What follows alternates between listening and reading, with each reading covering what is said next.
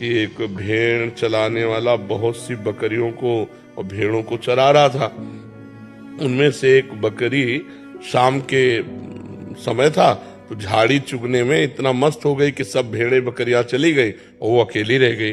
अब जब उसे सुध आई तो उसने कहा कि ये तो घोर जंगल है और हमारा रक्षक तो चला गया, हमारा समुदाय चला गया, अब तो मुझे कोई भेड़िया आदि हिंसक जीव खा जाएंगे। तो प्यास लगी थी तो पानी की तरफ बढ़ी तो नदी के किनारे एक पंजा देखा बहुत जोर का। उसने देखा जिसके पंजे में इतनी जान है कि इतना गहरा धसा हुआ, इतना तेजस्वी, तो शायद ये किसी बलवान का पंजा होगा।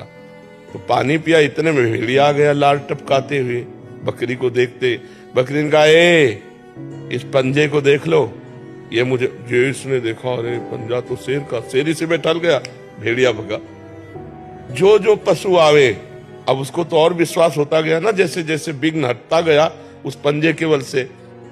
आखिरी में शेर जब पानी पीने आया तो बकरी को देखा तो उसने कहा ए शाम से इस पंजे के बल से बैठी हूं, किसी ने मुझे खरोच भी नहीं मारी, तुम हमारी तरफ मत आना, देख लो पंजा, मैं इसकी शरण। तो उसने कहा पंजा किसी और का नहीं, मेरा ही है। जब तुमने मेरा भरोसा ले लिया तो इस जंगल में अब किसी की ताकत नहीं है।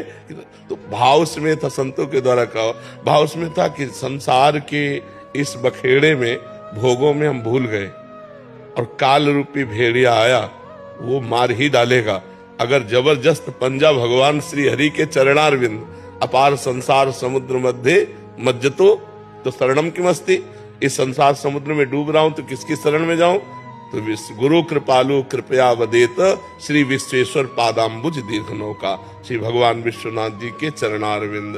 तो जो भगवान के चरण आश्रित हो गया, मृत्यु काल संकट विपत्ति सब भाग जाते हैं और भगवान उसको अत्यंत दुलार करते हैं जो भगवान के आश्रित होता है। हम लोग भक्ति करते हैं लेकिन आश्रय व्यक्ति का है, आश्रय रुपया का है, भगवान का आश्रय नहीं है।